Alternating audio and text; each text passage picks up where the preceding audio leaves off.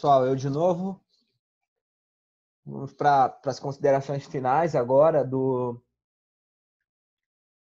projeto, né, do paper, assim como da dissertação. Peço desculpa aí pela minha voz, mais estranha que o normal, porque estou com uma rinite muito sem vergonha.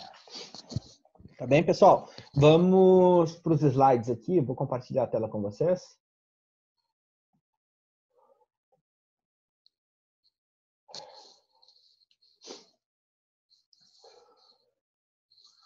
Tá bem? Então a ideia aqui é a gente falar um pouquinho dos resultados. Desculpa, dos resultados não, das considerações finais, claro que englobam os resultados. Tá certo? Prometo ser pragmático mais do que na aula anterior.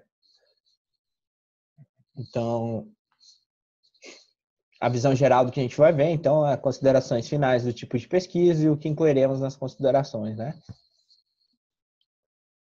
As considerações finais nos tipos de pesquisa. Alguns livros separam sugestões, recomendações de pesquisas futuras ou de políticas públicas do restante do conteúdo das observações finais, né?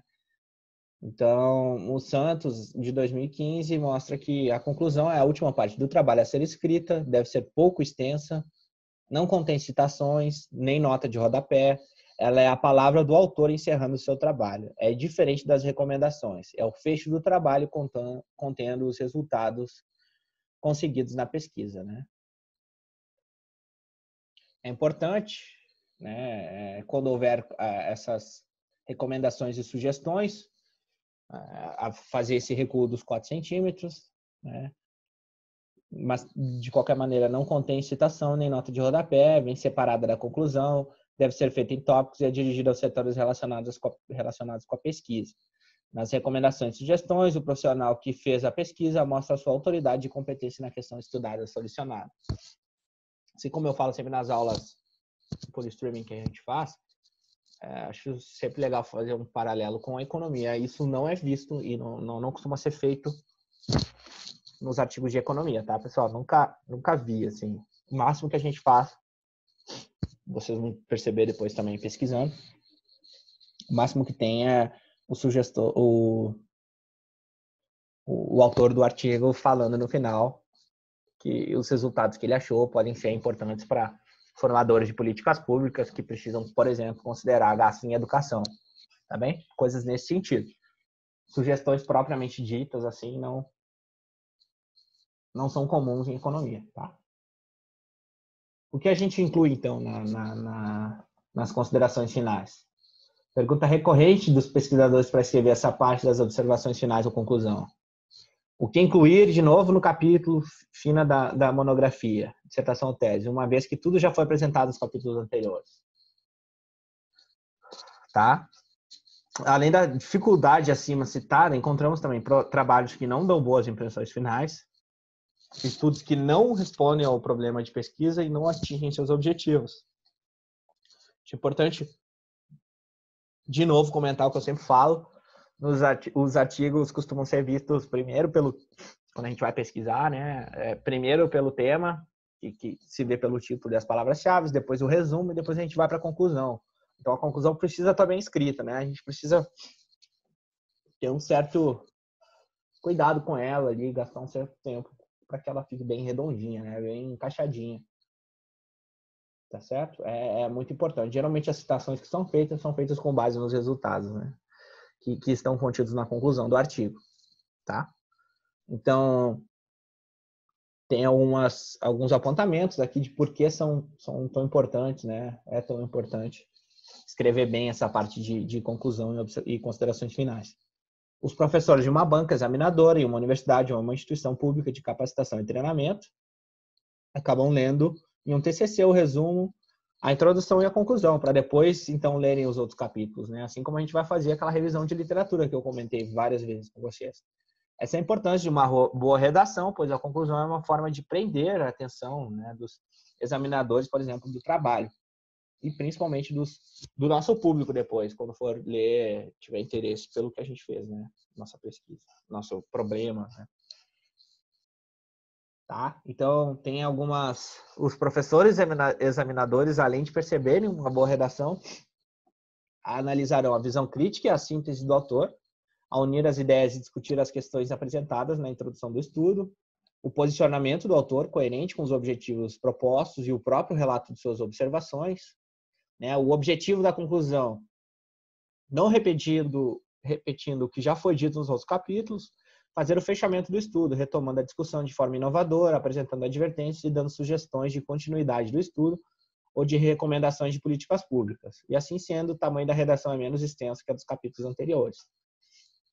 Adiantando um pouco do que a gente costuma falar na aula por streaming, as considerações finais nos artigos de economia devem não, né, mas costumam ter cerca aí de 2/3 de uma página, tá? Raramente são as conclusões ali que batem uma página inteira, tá bem? A ideia é de alguma maneira, retomar tudo que tu fez, qual era o teu objetivo, o que tu achou, qual foram os teus resultados, e é obrigatório, vocês vão perceber que sempre há, no final dos artigos, uma sugestão de pesquisa futura, né? De modo que a ciência, a literatura do tema avance, tá? O que incluiremos, né? Fechamento do trabalho, análise da teoria versus prática, apresentação das limitações, sugestão de pesquisa futura e sugestões de políticas públicas, né? Como for o caso, que é bem menos utilizado em economia. O tópico do fechamento se organiza por meio de uma sumarização das principais observações do trabalho, apresentando o eixo fundamento das descobertas da pesquisa com uma reflexão própria, né?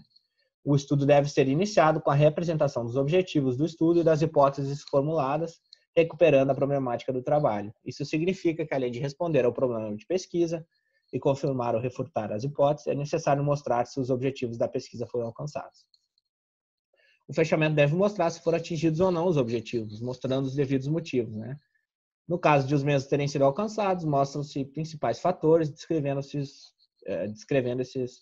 fatores sinteticamente, né? Caso contrário, deve-se informar em que medida os objetos foram atingidos e os fatores de insucesso, descrevendo-os de forma sintética, mas clara.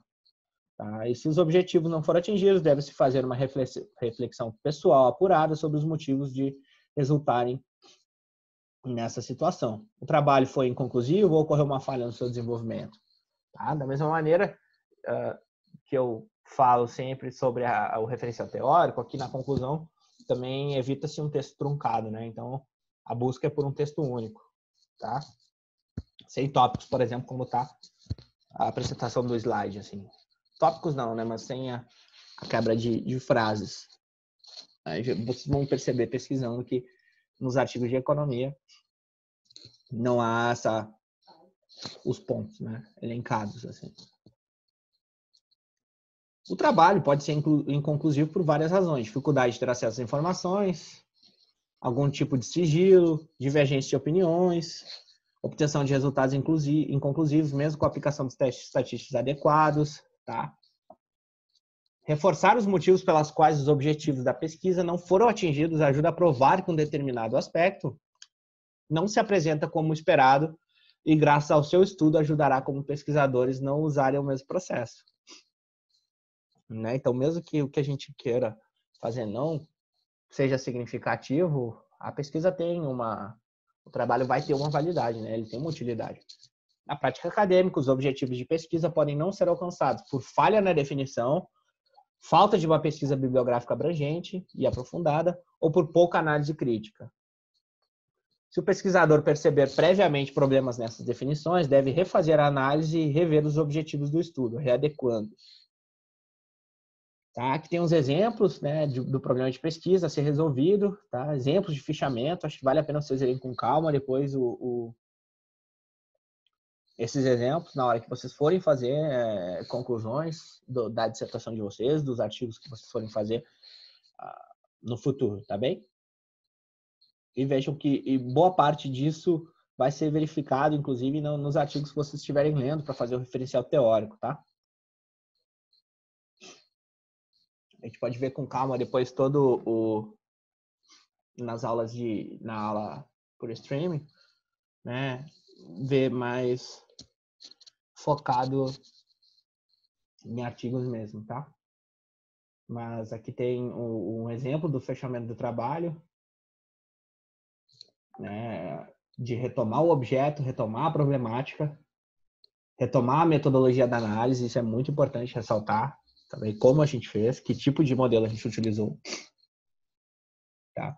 Retomar, então, novamente a análise, renova a discussão do problema, incluindo algo não inserido ainda. Retoma-se a análise das despesas, questiona-se de forma diferente a execução orçamentária, né, por exemplo, em questão aqui de finanças públicas.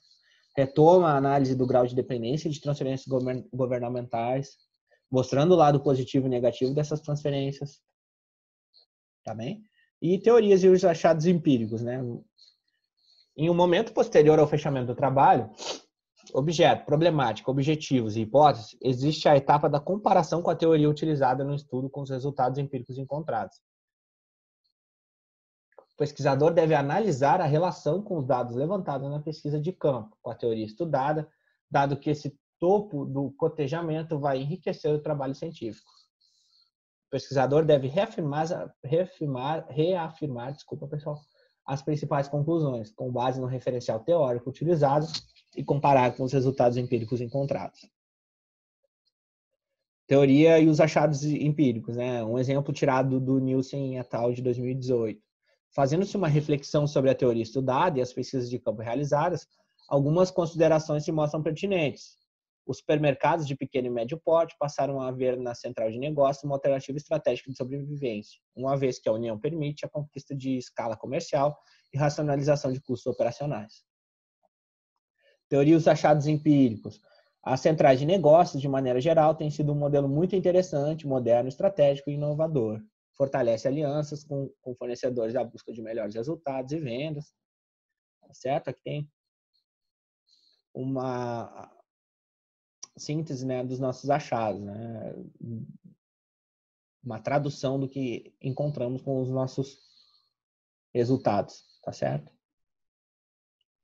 Aí tem aqui outro exemplo, né? A opinião dos entrevistados sobre a importância da central de negócio, a potencialidade de ganho. Acho que vale a pena vocês verem com calma depois, né? Não tem como a gente assimilar com alguém mostrando, eu acredito. Tá bem? Ainda mais com essa rinite horrível que eu tô aqui. Limitações do estudo. É importante a gente botar nas considerações finais e vocês vão ver o quanto ela é comum.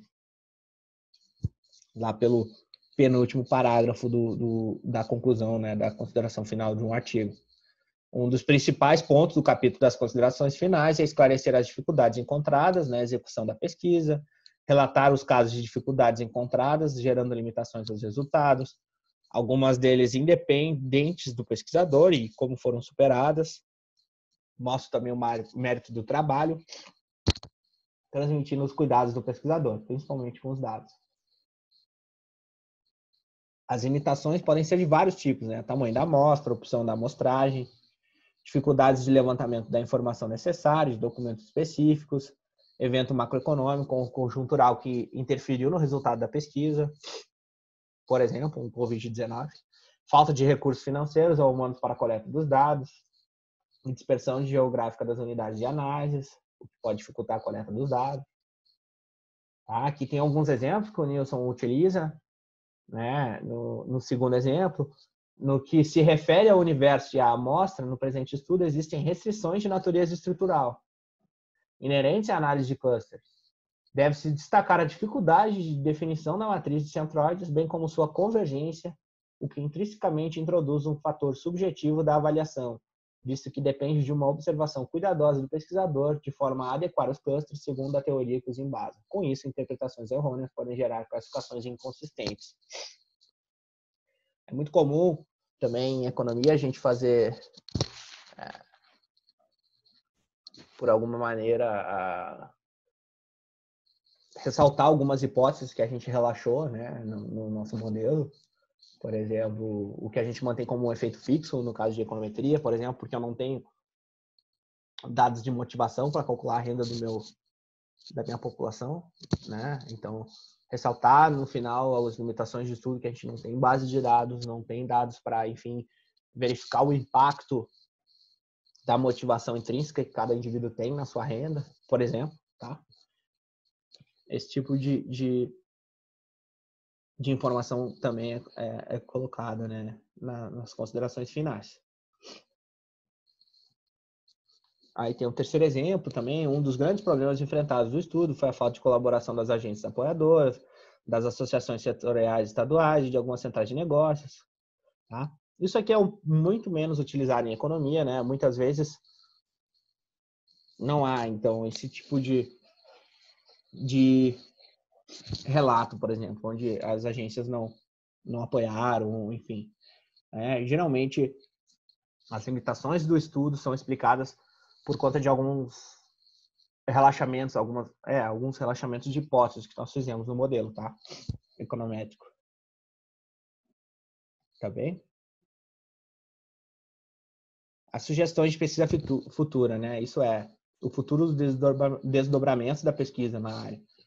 Então, isso também vai estar sempre presente em todos os artigos que vocês verem, né? E consequentemente, no paper de vocês, na dissertação de vocês. Tá certo?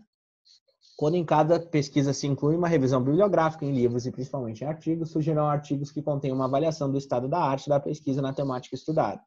Nesse tipo de trabalho científico, encontrarão-se, então, indicações para onde a pesquisa futura poderá encaminhar, né?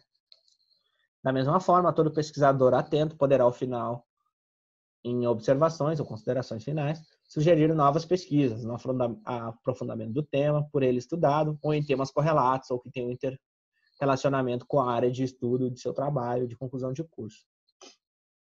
Tá certo? Foi o que eu comentei aqui no início desse vídeo, né, que a ideia de manter a ciência avançando, né? Então, eu fiz uma análise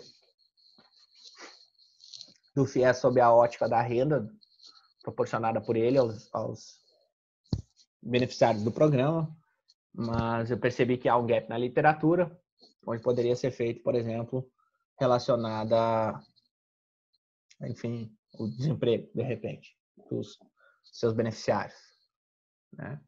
Então, enfim, mostrar alguns gaps que estão sendo deixados, né, após o teu trabalho.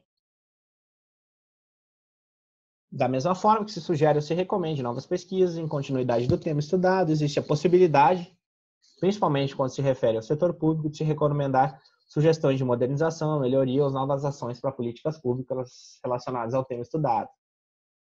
Então, aquilo que eu comentei já no outro vídeo, é muito menos comum em economia, tá?